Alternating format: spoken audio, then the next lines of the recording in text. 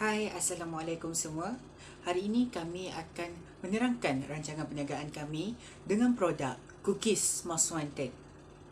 Terlebih dahulu, izinkan saya memperkenalkan semua ahli kumpulan saya yang terdiri daripada saya, Muhammad Ikhwan Syabri Zamri, nombor matriks AA 2012441. Bahagian penerangan adalah pengenalan dan juga rumusan. Seterusnya ada Mirzan bin Ahmad Rizwan, nombor matriks AA 2012999. Bahagian penerangan adalah skop perniagaan. Seterusnya adalah Nik Nur Adriana Iwani binti Nik Muhammad Huzaidi, nombor matriks AA 2013117. Bahagian penerangan adalah rancangan kewangan. Seterusnya adalah Nur Aisyah Akila binti Saharudin, nombor matriks AA 2013336. Bahagian penerangan adalah rancangan pentadbiran. Seterusnya adalah Nur Afza Afrina binti Uzli, nombor matriks AA 2011145. Bahagian penerangan adalah BMC.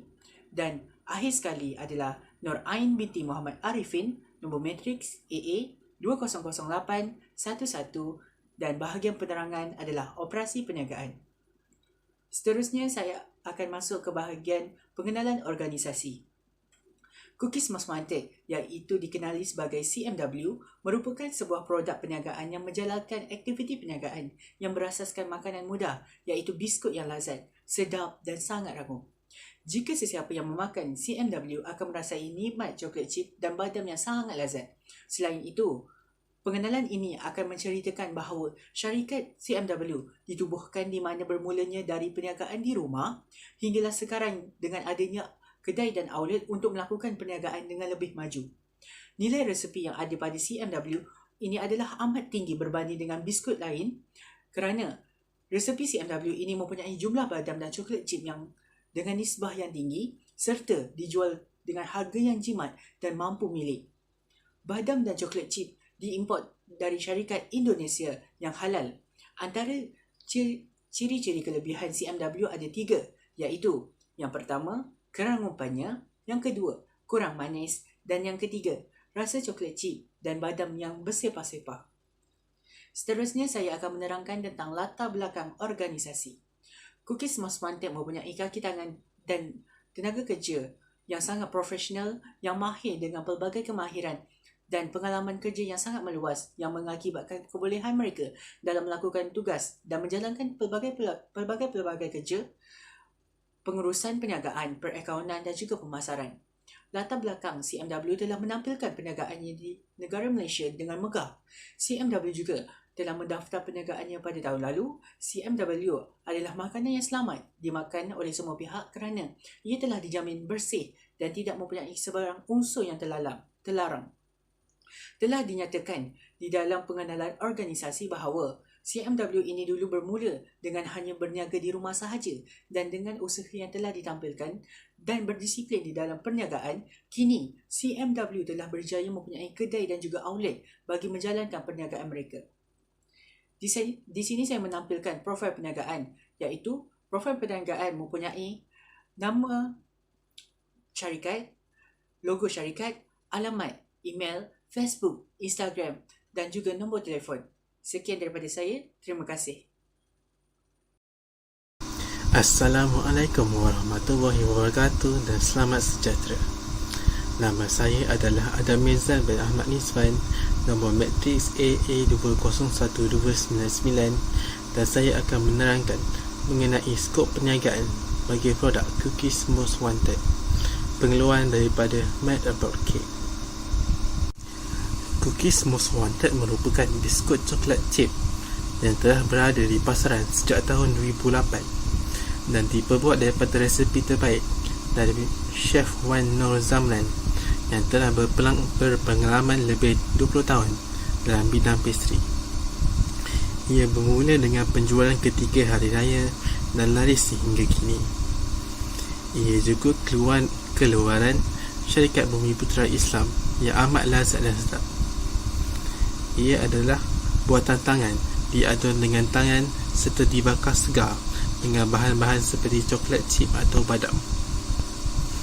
Produk ini yakin memberi keselesaan dan kepuasan kepada pelanggan yang ingin membelinya. Produk ini juga merupakan produk yang mempunyai jualan yang tertinggi. Kesannya daripada pengiklanan yang viral dan ejen-ejen dropship yang ramai. Antara kelebihan dan keunikan produk ini ialah ia mampu milik kepada pengguna, berkualiti tinggi, bersih, halal serta suci. Ia juga 100% buatan Bumi Putra Muslim dan dibuat daripada bahan-bahan yang segar dan tidak terlalu manis. Selain itu, ia juga mudah ditutup agar tidak dimasuki angin, mempunyai pembus.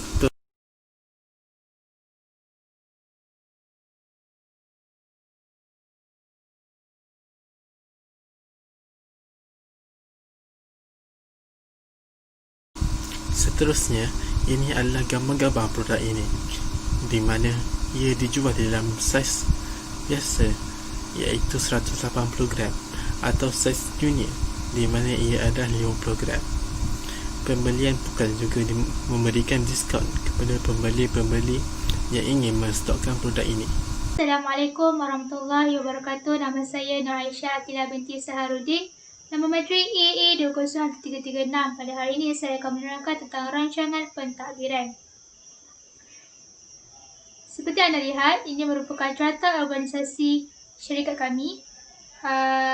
Kami mempunyai pengurus besar, pengurus pemasaran, pengurus penyelidikan dan pembangunan, pengurus pentadbiran, pengurus operasi dan juga pengurus kewangan.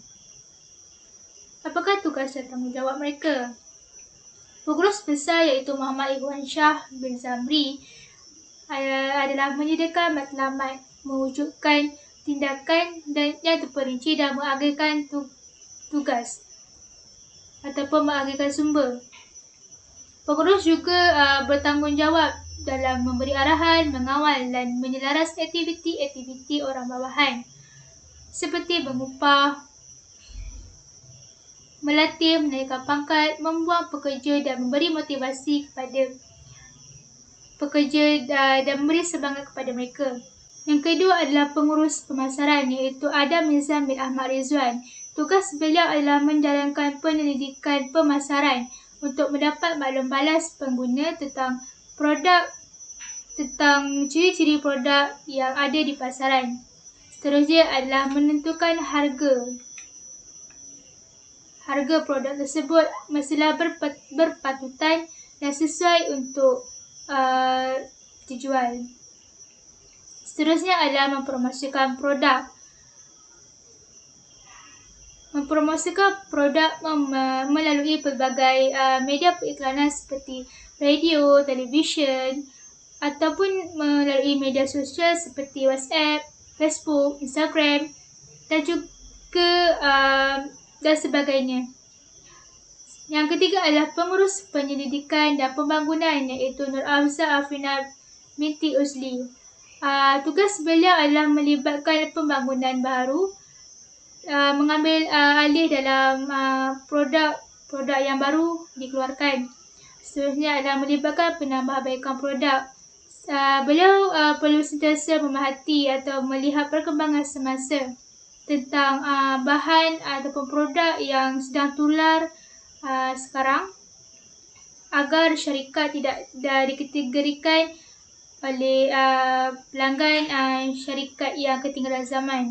Seterusnya adalah sentiasa memantau kualiti produk, memantau sama ada baik ataupun tidak. Hal ini kerana jika kualiti produk itu tidak memuaskan, permintaan daripada pelanggan juga mungkin akan berkurangan. Seterusnya adalah pengurus pentadbiran iaitu Nur Aisyah Akilah binti Saharudin. Tugas beliau adalah mengurus, menerima dan menyimpan rekod syarikat agar segala perkara-perkara penting terjaga. Seterusnya adalah mengurus mengurus mesyuarat, mengurus masa ataupun mengurus jadual mesyuarat agar mesyuarat dapat dijalankan dengan lancar. Yang kelima adalah pengurus operasi iaitu Nur Ain binti Muhammad Arifin. Beliau memantau segala operasi dan pekerja supaya semuanya berada dalam keadaan baik. Yang kedua adalah memastikan pekerja menjalankan tugas dan hadir ke tempat kerja pada masa yang telah ditetapkan. Yang ketiga adalah memastikan operasi dalam keadaan lancar dan terkawal supaya perkara yang tidak diingini tidak berlaku. Yang keenam adalah pengurus kewangan, Nik Nur Adriana Iwani binti Nik Muhammad Huzaidi. Tugas beliau adalah untuk memastikan kewangan cukup agar operasi perniagaan berjalan dengan lancar dan tidak akan tergendala.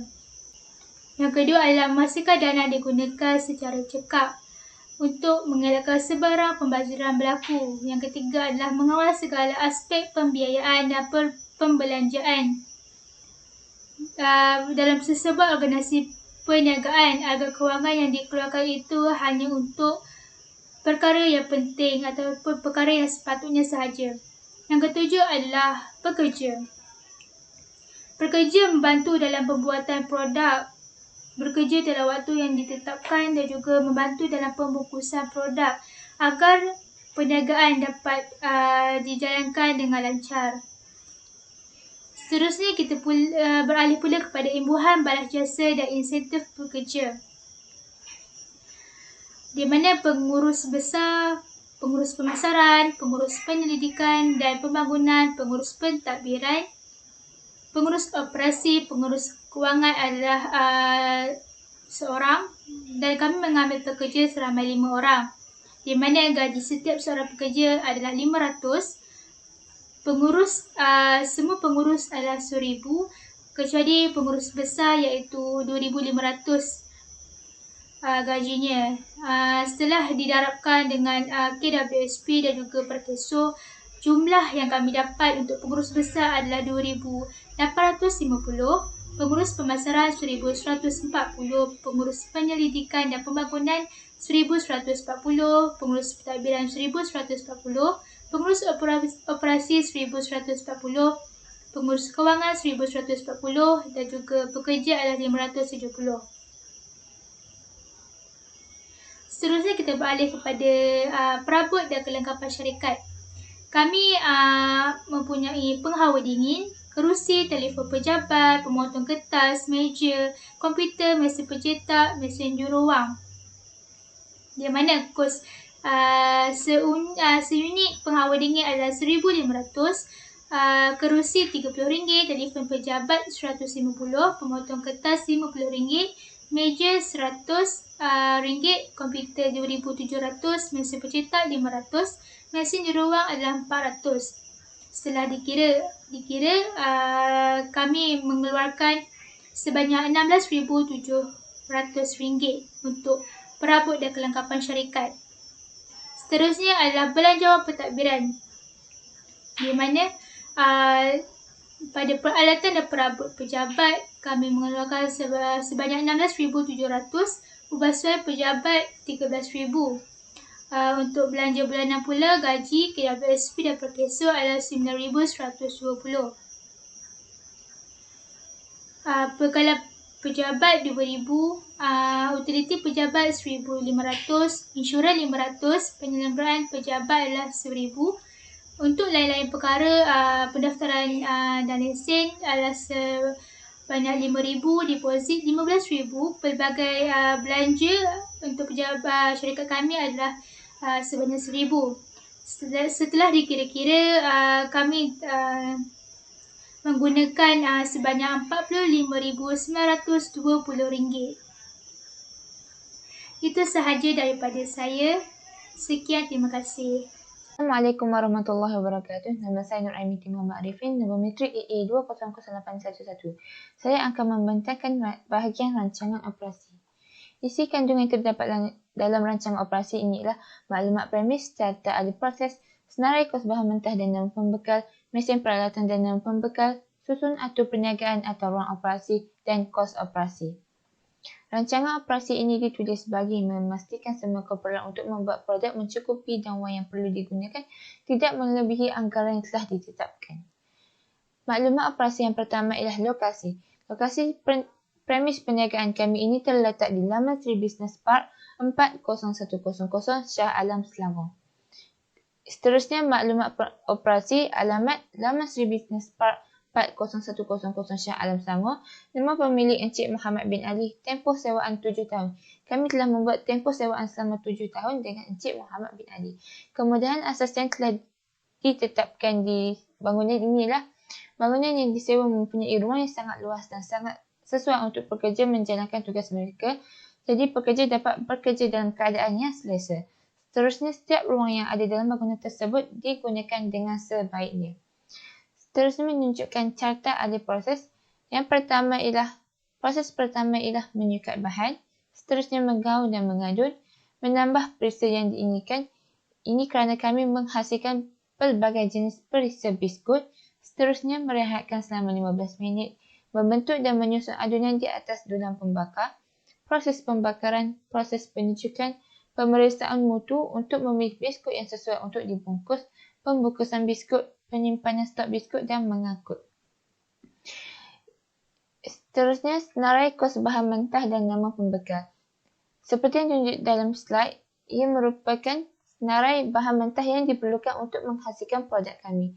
Semua bahan mentah ini telah dibekalkan oleh Puan Mariam, manakala belanja runcit telah dibekalkan oleh Encik Amir.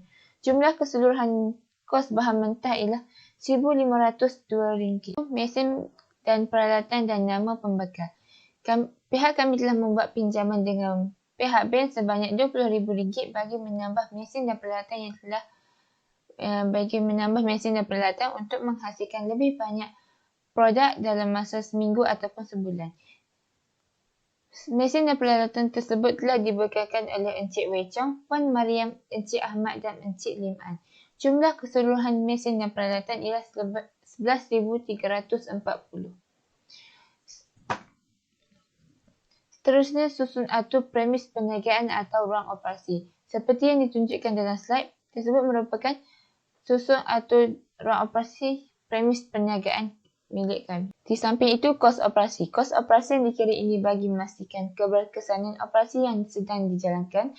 Semua kos yang terlibat dalam perniagaan ini akan dikira agar dapat mengetahui sama ada kaedah operasi yang dilakukan dapat diteruskan atau tidak. Antara kos yang dikira dalam kos operasi ini ialah kos bahan mentah langsung, kos buruh langsung dan kos overhead.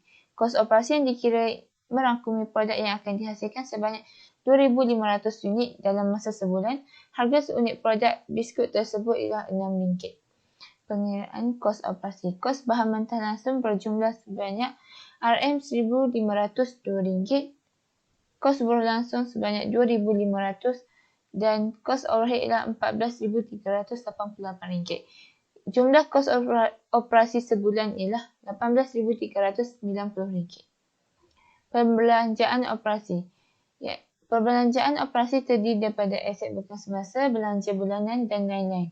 Aset bukan semasa berjumlah sebanyak RM15,340 yang terdiri daripada ubah suara syarikat dan mesin dan peralatan. Belanja bulanan terdiri daripada belian bahan dan sewa tapak berjumlah RM4,502. Lain-lain perbelanjaan sebanyak RM450. Jumlah keseluruhannya ialah RM2,292. Itu sahaja daripada saya. Sekian, terima kasih. Assalamualaikum warahmatullahi wabarakatuh. Nama saya Nina Adriani Iwani binti Muhammad Huzaidi. Nombor kad matrik saya AA201317. Hari ini saya akan membentangkan tajuk saya iaitu rancangan kewangan.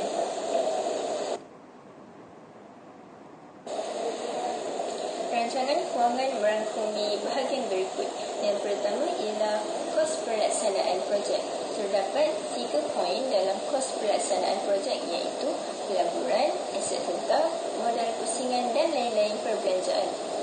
Pelaburan aset tetap adalah termasuk semua aset yang dibeli dengan tunai ataupun kredit.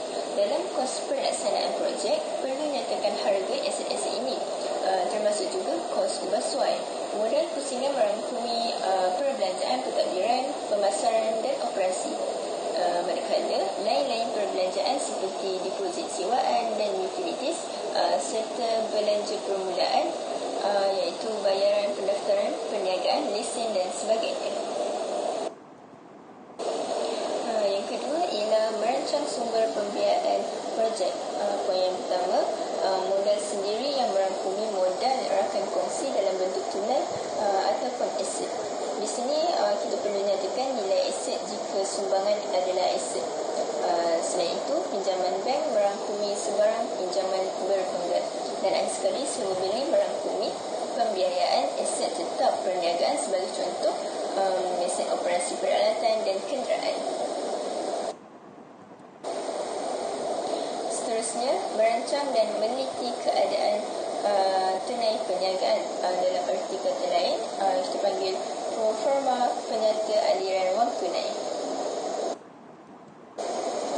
Dan akhir sekali ialah merancang dan meneliti kedudukan kewangan secara keseluruhan pada tempoh akhir perakaunan. Penata ini selaras dengan proforma penata pendapatan. Pengurusan kewangan merupakan suatu proses yang melibatkan pengurusan wang daripada sumber pendapatan terhadap simpanan perbelanjaan, perlindungan dan pelaburan. Terdapat 5 langkah dalam proses pengurusan wang. Yang pertama, menetapkan matlamat kewangan, menilai kedudukan. Yang kedua, menilai kedudukan kewangan. Yang ketiga, mewujudkan pelan kewangan. Yang keempat, melaksanakan pelan kewangan. Dan yang terakhir sekali, mengkaji semula dan menyemak kemajuan. Pengurusan kehidupan berdasarkan pelan kewangan membantu seseorang memantau aliran tunai. Terdapat 2 komponen penting dalam pelan kewangan yang dibina, iaitu sumber pendapatan dan sumber perbelanjaan. Pendapatan terdiri daripada pendapatan aktif dan pasif. Pendapatan aktif merupakan pendapatan utama, iaitu sebagai contoh gaji, allowance, komisen dan sumber kewangan lain. Manakala pendapatan pasif pula terdiri daripada sewa yang diterima, faedah yang diterima, dividen dan lain-lain. Perbelanjaan terdiri daripada 2, iaitu perbelanjaan tetap dan lagi satu perbelanjaan tidak tetap. Perbelanjaan tetap ialah perbelanjaan yang mesti dibayar atau dibelanjakan seperti sewa rumah, bayaran insurans rumah, insurans motor, insurans kereta, insurans pintu dan lain-lain. Manakala perbelanjaan tidak tetap pula ialah akan berubah setiap bulan mengikut corak perbelanjaan seseorang individu, seperti bil air, bil elektrik, bil pintu, bil api, perbelanjaan petrol, barangan dapur, barangan rumah dan sebagainya.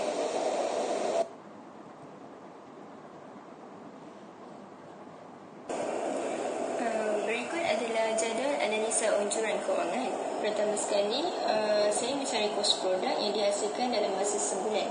Berikut adalah jadual kewangan perniagaan cookies most wanted. Bahan mentah yang digunakan untuk membuat sehelai cookies adalah sebanyak RM40. Bahan mentahnya termasuklah tepung gandum, mentega, gula kastur, gula perang, garam, telur, isen vanila, soda bikarbonat, kacang badam, chip coklat, pewarna, serbuk coklat, tepung jagung, tepung beras, kismis, oat, coklat masakan, minyak masak dan terakhir sekali kertas minyak. Kemudian packaging dan labeling dianggarkan RM5 untuk sepaket cookies. Yang akhir sekali postage dan bungkusan RM10 untuk sepaket cookies. Seterusnya, jumlah kos untuk satu unit produk iaitu RM50, RM55, manakala jumlah unit produk yang dihasilkan adalah target yang saya buat untuk hasilkan cookies tersebut. Sebagai contoh, saya letak di sini RM300. So, jumlah kos keseluruhan produk iaitu kuantiti produk yang nak dihasilkan didarabkan dengan kos untuk satu unit produk. Sebagai contoh, saya ambil anggaran pengiraan di atas RM300 didarabkan dengan RM55 bersamaan dengan RM16,000, RM16,500. Selesai sahaja kos produk. Yang kedua pula ialah kos operasi bulanan, iaitu termasuklah utilities, bil elektrik, gaji pekerja dan bajet promosi serta pemasaran. Sekian itu sahaja daripada saya. Sekian, terima kasih. Nama Nama saya Nur Afzafina binti Uzli, nombor matrik AA201145. Hari ini saya akan buat pembentangan mengenai BMC produk kami. Kami telah menjalankan satu perniagaan yang diberi nama Cookies Most Wanted. Seperti yang anda ketahui, BMC terdiri daripada 9 faktor utama. Oleh itu, saya akan menerangkan faktor-faktor tersebut satu persatu. Faktor pertama ialah key partner. Key partner adalah pihak-pihak eksternal yang diperlukan untuk menjalankan key activity. Oleh itu, key partner untuk produk kami adalah pembekal makanan Cookies Most Wanted tersebut. Faktor kedua ialah key resource. Key resource merupakan komponen yang berisi apa-apa sahaja yang diperlukan supaya suatu organisasi dapat bekerja. Oleh itu, key resource dalam memastikan produk kami terus berkembang adalah semua ahli-ahli organisasi mampu menjalankan tugas masing-masing. Selain itu, mempunyai pengetahuan dalam mengendalikan suatu produk serta mempunyai pembekal. Faktor ketiga ialah key activity. Key activity ialah merupakan kegiatan suatu perusahaan yang dilakukan sebagai eksekusi dari value proposition yang diberikan. Oleh itu, Cookies Most Wanted menjalankan kegiatan seperti pemasaran dan penjualan, mendapatkan ejen yang berminat dalam bidang perniagaan serta melakukan penghantaran tempahan daripada pelanggan. Faktor keempat ialah cost structure yang berisi tentang biaya yang dikeluarkan dari satu perusahaan ketika mengeksekusi modal perniagaannya. Oleh itu, Cookies Most Wanted syarikat kami telah mengeluarkan modal untuk menjual produk daripada pembekal serta mengeluarkan kos bayaran penghantaran. Faktor kelima ialah value proposition. Value proposition adalah solusi yang ingin diberikan kepada pelanggan. Oleh itu, syarikat kami telah memudahkan para pelanggan untuk membuat tempahan daripada syarikat kami.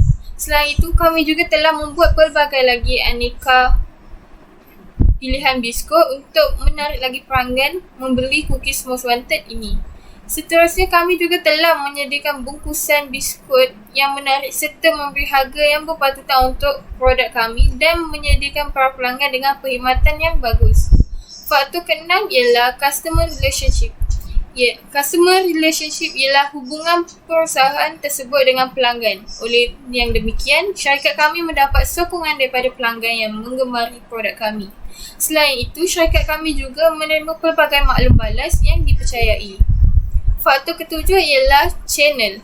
Channel merupakan bagaimana sebuah produk boleh sampai kepada pelanggan. Oleh itu, syarikat kami menggunakan perkhidmatan dalam talian serta rangkaian media sosial supaya produk kami mendapat perhatian daripada pelbagai golongan masyarakat. Faktor ke-8 ialah customer statement. Customer statement ialah menentukan pelanggan yang dituju. Oleh itu, produk syarikat kami boleh ditujukan kepada kanak-kanak, keluarga, pelajar, malah pencinta biskut. Faktor ke-9 ialah revenue stream, iaitu komponen yang berisi bagaimana perusahaan tersebut mendapat wang. Oleh itu, yang demikian, syarikat kami mendapatkan wang tersebut daripada hasil jualan Cookies Most Wanted. Hai semua, kembali bersama saya Muhammad Ikhwan Syabli Zamri. Kini kita sudah sampai ke penghujungnya. Saya akan menerangkan tentang rumusan yang terdiri kepada impak masyarakat. Rumusan yang dapat saya berikan di dalam rancangan perniagaan dengan memperkaitkan impak kepada masyarakat ialah: yang pertama, dapat menjamin kadar pekerjaan yang lebih kuat. Hal ini kerana dengan pelbagai perniagaan yang dibuka dapat menolong para masyarakat untuk mencari pekerjaan dengan lebih mudah dan juga meluas. Yang kedua, dapat menyebabkan kesan dramatik terhadap ekonomi negara. Hal ini kerana dengan adanya perniagaan yang kecil ini, ia dapat juga membantu akan ekonomi negara. Yang ketiga, dapat mencipta kesan positif terhadap persekitaran tempatan. Hal ini kerana dengan perniagaan yang dibuka di kawasan penempatan akan menyebabkan mereka berfikiran positif kerana perniagaan ini akan mengubah persekitaran kawasan penempatan mereka dengan lebih stabil dan menjamin keselamatan. Itu sahaja penerangan tentang rancangan perniagaan kami tentang produk Cookies Most Wanted. Dengan ini saya akhiri dengan wabillahi taufiq wal hidayah. Wassalamualaikum warahmatullahi wabarakatuh dan terima kasih.